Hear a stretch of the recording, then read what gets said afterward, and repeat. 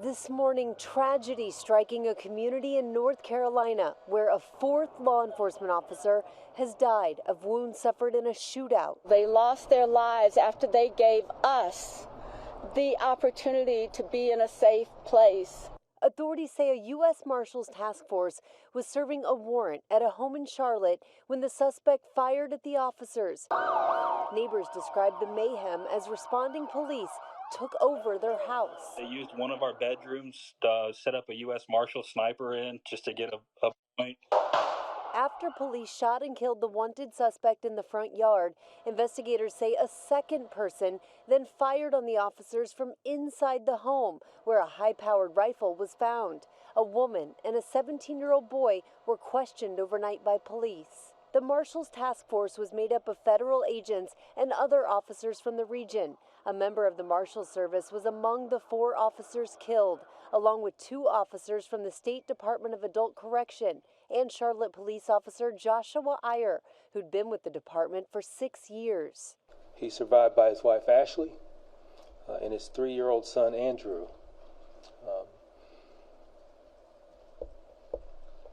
We'll always be indebted to Officer Iyer for his bravery and his sacrifice for this profession. It was just last month I was in this very room congratulating Officer Iyer for becoming Officer of the Month. According to the Fraternal Order of Police, this year is on pace to set a record for police officers shot. At least 10 officers have been killed by gunfire in the U.S. just this month. That suspect in North Carolina has been identified as 39-year-old Terry Hughes. He was wanted on a weapons charge.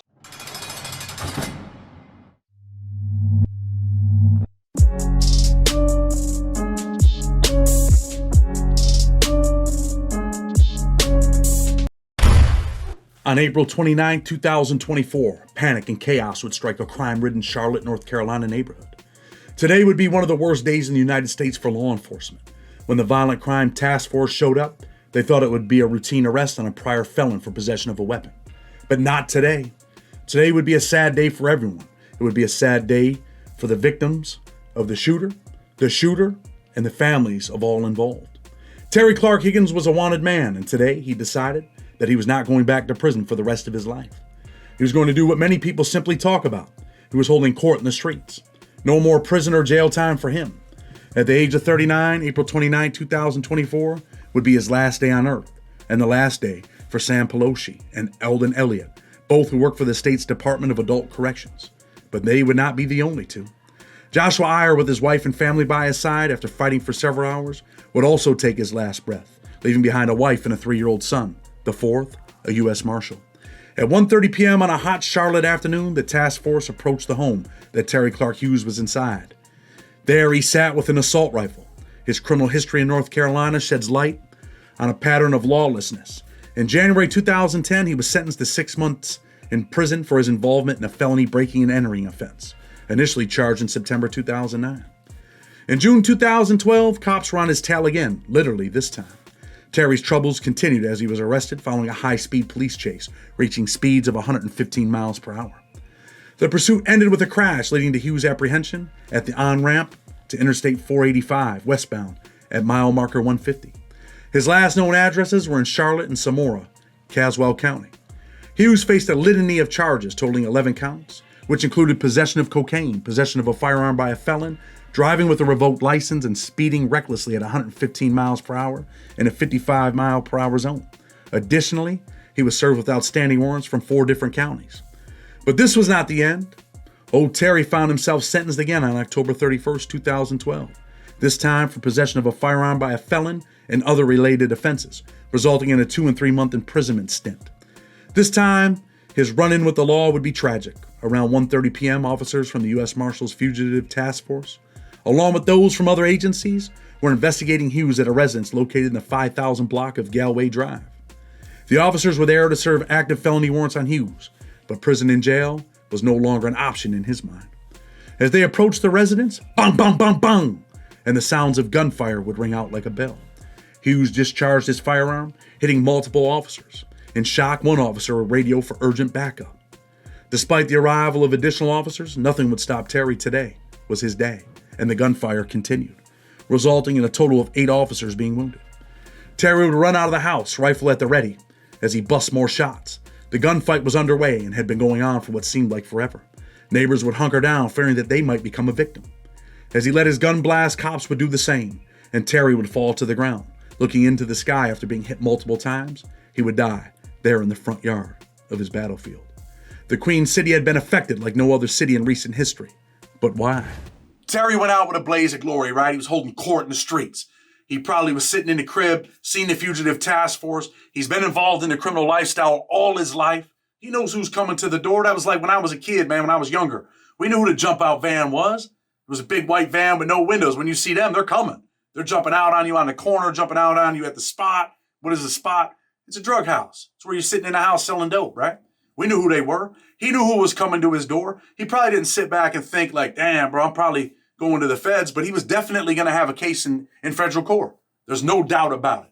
He's sitting in there with an assault rifle. He's got priors. He's probably an armed career offender. His mandatory minimum at that point is going to be 15 years. He probably doesn't know that, or maybe he does. Maybe he's around some people that done time in the feds, and he's like, man, I ain't going back. I'm holding court out here in the streets. And that's what he did. You hear a lot of people talk that shit, right? Like these dudes that escape prison. Man, I'm going to hold court in the streets. And really, they don't. This cat decided, look, prison's not an option for me no more. And in making that decision, he decides, you know what? I'm about to pop as many of these people as I can.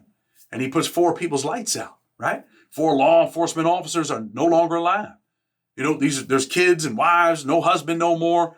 Kids are going to grow up without a father. They're probably heartbroken. Terry's laying out in the grass. He's probably got some kids. Family's probably heartbroken. And let me just correct this, right? Because there was some chatter that there was, 2 other people, or there was 1 other person in there, another shooter. It was 2 shooters. But now, law enforcement has come out and said, nah, we think Terry was just moving through the house and shooting from different areas. Then he runs out in the yard like, yo, this is what it is. Going out with a blaze of glory. I am not going back to prison. So it's a sad day for everybody. But there's another part to this that a lot of people don't want to talk about, especially not right now, right? This dude was in and out of jail, revolving door. How many people watch this show, man, that have been doing life on the installment plan? You might be out on parole right now. Got 4 or 5 bids in you. You just did 4 or 5 of them. 2 years here, 3 years there, 7 years there, another 2 years here. What did you learn? That's the other issue, man, rehabilitation. You're thinking, oh, man, he should rehabilitate himself. Now there needs to be programs in these prisons. You need to make people realize that your freedom is worth something. This cat came to the point where like, yo, my freedom ain't worth nothing. I'm going to continue in this criminal lifestyle. I ain't got nothing out here. I'm coming out here with no job. I'm coming out here with no skills. I'm going to do what I know how to do. I'm going to get back in the drug game. You see, he got arrested before with cocaine. He's back in the drug game. Dude ain't just sitting around the house with an AR for no reason. He didn't just decide, you know what, I'm living a law-abiding life. I'm going to work, but I'm going to buy an AR. I'm going to be a felon in possession of a firearm. He's already had them charges before on the state level. He knew what it was. Man was out here doing whatever he was doing. Oh, man, don't accuse him. Listen, man, I'm just telling you what it is. It's real and it's wrong. This is the reality of what his situation probably was. He goes out in a blaze of glory. Numerous people in prison. No programs, no rehabilitation. Take a look at some of these federal prisons. Take a look at some of these clips that are circulating all over social media. Take a look at it. These are the lives that people are living. This is the life that people are living. They get out with nothing. Like, man, this is it. They don't realize that there's better, man. There's better. I came out here with a plan. I realized there's better. And I realized that, you know what? I'd rather go outside collecting bottles and cans than ever be back in prison. Like I've said this 1,000 times, and plenty of dudes have said this that been in prison, man. Your best day in prison can never compare to your worst day out here. I'd rather have a worst day out here than a best day in prison. That was a worst day for everybody involved, man. Family, friends, Terry's family, the police officer's family. Man, rest in peace to all them people, man. It's a sad day when you don't really care about your life, when you just run out there and start shooting like, yo, man, take me out.